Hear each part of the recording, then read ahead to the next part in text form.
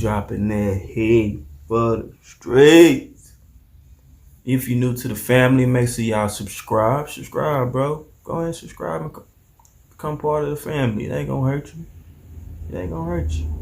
If you like the video at the end, make sure y'all put some pressure on the like button for your boy. So today we're reacting to a damn, I forgot the name of the video. But anyway, let's go ahead and react to it. It's a positive video. Guy and his woman talking about. I watched dude videos a couple times. He do reaction videos as well. Very successful. I put the link to his channel down below. Him and his old lady reacting. I mean, they talking about just God and life and just finding the joy in things. But let's get into the video, man. I'm done talking. We had did a what you worship is destroying you, and disappointment. Yeah, that's what you worship is destroying. We try to drop like a lot of knowledge as much as we could, at least within that time frame. Yeah. In that video, and a lot of people was requesting a part 2, so we was like, you know, let's go ahead and do that, and at least try to get a little bit more detail as far as what we were talking about. Obviously, this is such a lengthy conversation that you can have, but we try to cut these down into, you know, shorter segments at least. And I saw one comment in particular that asked, could you worship the grind? Yeah, you absolutely can worship the grind. Absolutely. Because I think when your mind is so focused on, I gotta get it, I gotta make it. And real quick, bro, like, I don't know if it's me, but they look alike. Just stop and look at them real quick. Like, they've been together for a long time, or they got a real strong bond because they look alike. Not necessarily in a physical way, but like in a... they spiritually entwined. I know that sounds weird, but whatever. That's all your mind is focused on. It's just like you're not allowing your mind room to just be able to enjoy what you currently have. That's something that I used to do. And even more so having you in my life, it helped me a lot as far as noticing like, hey, everything doesn't have to be work. Yeah. You know, being able to enjoy these little moments of this, or just enjoy going outside to walk. You know, just watch a TV show. You know what I mean? Like, I used to be that person that worshiped the grind, at least in some parts of my life. And I've met a lot of... I'm guilty of that. Sometimes I can't sleep at night because I'm so focused on gotta get it. So I definitely understand where you're coming from. People like that as well. You ask a lot of people how they feel mentally, how they feel emotionally, spiritually. And I'm not going to say every single person because I can't speak for everybody, but a lot of times you feel empty, you feel lonely. A lot of times these people don't know how their brother felt yesterday. Yeah. You don't know what's going on in your sister's mind or your mom's mind or your friends and family. And that's because you're so focused on the grind, you're so focused on working that you lose touch with people around you. You lose touch with just the natural reality of things. You're so focused and locked in that sometimes it can be hard to keep these things into perspective. Even just remember. It's crazy because I had just told my granny that my granny was telling, you know, she was telling me I don't call her enough, and you know what I mean? She think that it's on purpose, and I had to tell her, like, grandma, like, I'm not calling you on purpose. It's just you get so caught up in the day-to-day things that you gotta do. You feel what I'm saying? You wake up, you do this, you do that, then it's time to go to sleep. And you wake up, and then by the time you realize that a week then went by, 2 weeks, 3 weeks, 4 weeks. You feel what I'm saying? And you like, damn, I ain't talked to my grandma in a month. Damn, I ain't talked to such and such in 2 months. You know what I'm saying? It don't be on purpose. It just, like, you feel what I'm saying? Like, you just be on the go. Like, so I feel it. I definitely feel you on that.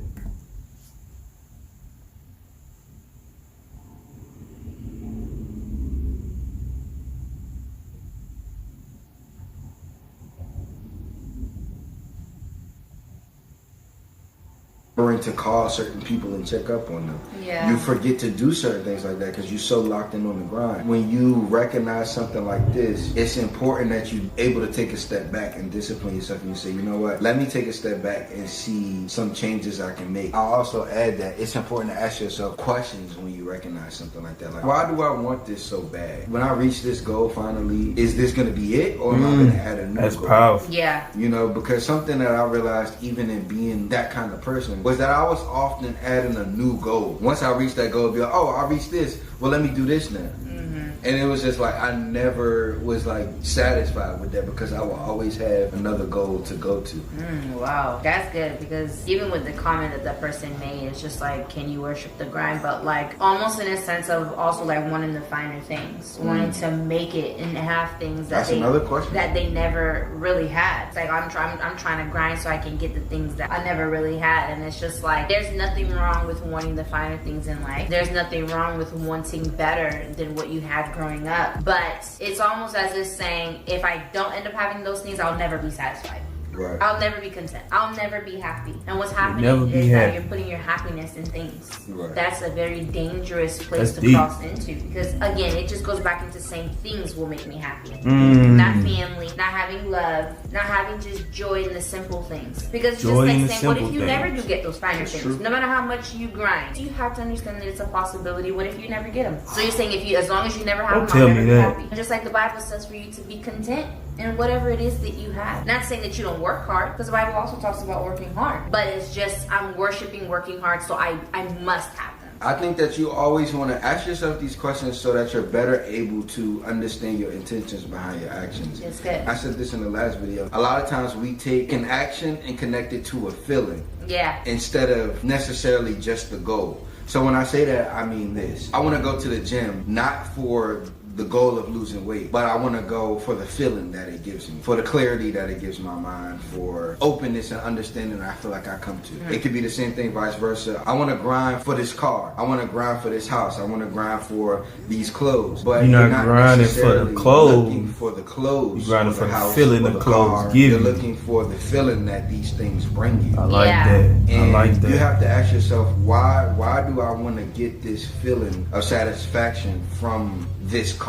Yeah. Why do I want this feeling of satisfaction from the gym? Why do I want it from this house? Why do I want it from this person? Versus saying like, what is it that feels empty inside of me that I'm trying to replace? Yeah. And I think that's the important question that you have to ask yourself. I try to explain that in the best way that I can. What is you did good, brother. You did good. That I'm trying to fill up? Yeah. Because that lets you know why I'm doing what I'm doing. Absolutely, yeah. And I said this in the last video that we have a natural thing in us that want to fill ourselves up with something. And again, we were made for adventure. Yeah. We were made to prosper and to have wonderful things. It's just when we're not finding it in the places that we want it to, we start to just replace it with things, and it goes back into God made our hearts for Him. And to fill ourselves up with Him. But because we're not finding that eternal thing to fill us up, we look for temporary things to do. And it's not going to last. And that's why it goes back into after you get it, you go into another goal. Yeah. And after I get that thing, I want something else. And you'll never be content. That's what happens when you're not filling up that empty place with God. You'll always want to, here goes the other goal, here goes the other thing after that. And it'll never stop until the day you die. But then when you fill it up with God, it's like, I'm no longer looking for a next joy is goal. eternal. You only go up higher from here because God is taking me higher in that empty place. We were doing some studying not too long ago, and this is so simple. We knew this, but it was so simple being explained that way, is that I don't think that a lot of people understand that we were not made for this earth as earthly beings. Yeah. We were made spiritual beings. We were made for a connection to an eternal, spiritual, higher power. So a lot of people, sometimes, you feel empty. Maybe you got money. Maybe you got clothes. Maybe you got a house, car. You got the job you want, and you still feel empty. Yeah. That's not a coincidence. It's because you are not made for these material things. These things are not supposed to fill you up. Yeah. God is the only thing that will give you that satisfaction. And I'll explain this even in the sense of, you wonder why when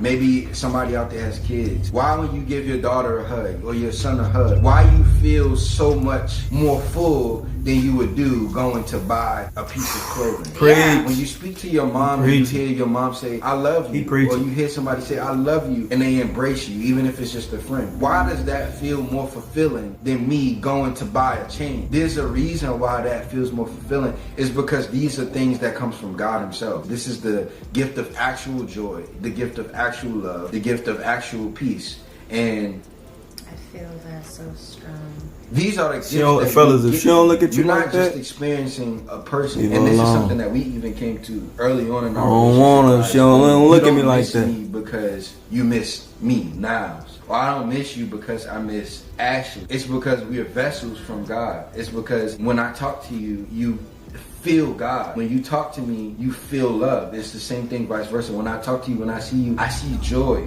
I see happiness. I see comfort. I see peace. I feel that when I speak to you. And those things are God. These are qualities and attributes that come from God. You're experiencing a person, but this person is a vessel from God. And that's what we are all made to be. Yes. We're all made to be vessels for God so that he can be used and expressed through us. So this is why these things end up feeling more fulfilling than going to do something materialistic. Yeah. That's because we're not made for earthly fulfillment. Nothing here on earth would ever fill us up to make us feel complete. And again, there's nothing wrong with having a goal. There's nothing wrong with working hard. There's nothing wrong with setting your mind up to do something. But it's just when you're consuming your mind with, if I just don't have this thing, I can never be happy. I can never be content. Oh, I'm guilty And of that's that. where it just I'm guilty crosses of that. the line of now you're worshiping this thing. Because ultimately God is supposed to be your ultimate joy, your ultimate satisfaction, your ultimate peace. He's the only one that can do that for you. Because let's just say again, if you never gain those things that you're set up in your mind to have, what if you never do? You'll never be happy, but this is why God has to be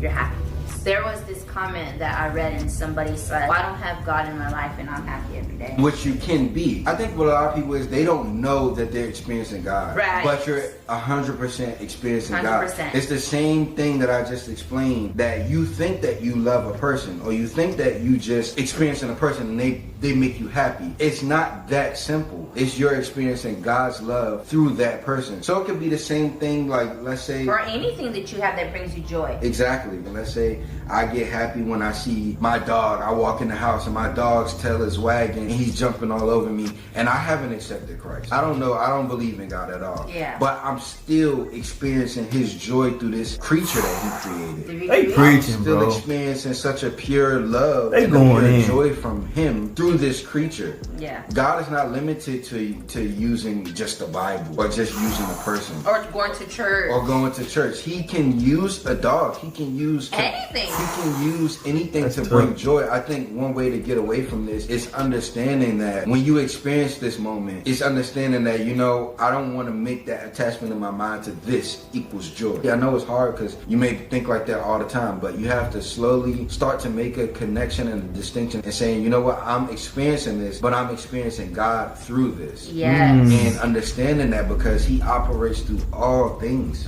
He operates through all things, not just the person or not just church, not just the Bible. He operates through all things. He's not limited. So when you saying that, you may not know God, you may not even believe God is real, but that doesn't stop God from Being God. who he is to you. Exactly. And I think that's the confusion that people get. And saying, well, I don't know God, but I still experience joy and I still experience this and that. Yeah, you can still experience all of those things. That don't mean But those God ain't things working are because God. These you are feel like things that because you come don't from believe him. him. You may Yeah. not know him, but he's using everything around you, Yeah. whether you know he's there or not. So there is no sense of, well, I'm experiencing all these wonderful things and it's not necessarily God because God created all things. So you are experiencing him, you just don't know. Even in that explanation, well, people will say, oh, well, what is hell? What is hell? And hell is going to be this bad place. And if you understand like what that is, it's basically a place without any attributes of God. Of God. You can put that in your mind. If God is all good, if God is love, if God is joy, if God is peace, you know, tranquility, all of these things, just imagine a place without his attributes, which is a whole nother conversation. Yeah. But we just wanted to go into detail a little bit more from that last conversation that we had, what you're worshiping. You have to ask yourself these questions. What am I worshiping? Why am I worshiping that? What am I trying to fill up that feels a little bit empty? And understanding that you will never get that satisfaction from this world. We are not made as earthly creatures to find satisfaction from this world. And I guarantee you that once you get the thing that you're just so badly wanting and worshiping, once you get fulfilled that way, it's going to last you a moment, then you're going to want something else. And it's the cycle is just going to continue. Drop a comment, man. Let me know what y'all think about this talk. Hopefully this helped a lot of y'all understand even more, or even, you know, gave you another level of understanding. Maybe you understood before, but this just helped you to understand to another level. And this is a conversation that can keep on going deeper and deeper and deeper. Yeah. So, you know, definitely if y'all want a part 3, We can do that. let us know We in the want part conversation 3. below. Hopefully We it want helped part anybody 3. out there who needed to hear it, and we was able to answer a few more of y'all questions. At the end of this video, I'll go ahead and put the first video that we did, What You're Worshiping is Destroying Your Life, and it'll be up there for y'all to go ahead and click that and watch that as well. We do these videos so that we could, you know, share some truth and knowledge that we gain throughout this life. That's the point of us living. That's the purpose of us being here. And we just hope that that information can help the next person out there. Yeah. If you have any questions, just leave them in the comment section below because we would love to answer. That's powerful. That's powerful. I mean, I watched this video like, I think twice already. And it really made me evaluate myself. What am I worshiping? What am I putting all of my energy and time into? You know, it made me ask myself that question. And it also made me sit back and realize that find the joy in the small things. You know what I'm saying? They executed this video well. I love it, bro. I love it. Find joy in the small things. Your dog, your daughter, your son, your mama telling you she loves you. You feel what I'm saying? Just the small things. You just realize you're experiencing God's joy. You're experiencing God's unlimited power, even if you don't even realize. It's powerful. Make sure y'all put some pressure on the like button for your boy. I'm gonna leave that YouTube down below if y'all want to go check their videos out. And we on to the next one, man. We on to the next one. Alright, we out.